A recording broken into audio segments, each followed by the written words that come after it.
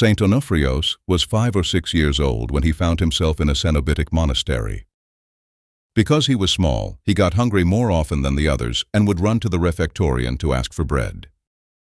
The refectorian noticed that the child often took bread and disappeared. He must be feeding some little animal, he thought. He decided to follow him to see where the bread was going. He saw him enter the Catholicon of the monastery and close the door. He quickly ran to the window. His eyes widened at what he beheld. The little one was chatting with the infant Jesus in the icon on the iconostasis. "I brought you some bread again today, since no one feeds you, not even your mother." He reached out his hand and gave him a slice of bread. The infant Jesus reached out his little hand, took the bread, and the bread vanished into the icon. The refectorian, his soul filled with astonishment and awe, ran to the abbot. He recounted to the abbot the incredible miracle his eyes had witnessed. The abbot gave orders that no bread be given to the child at all.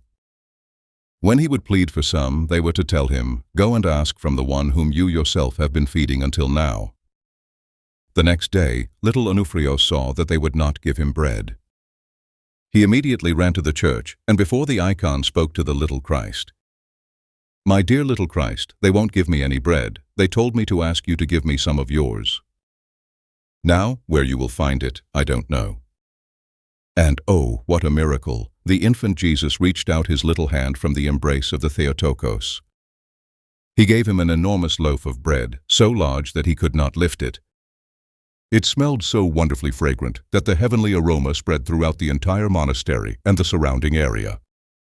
Astonished and awestruck, the monks saw 5-year-old Onofrios carrying the enormous loaf outside.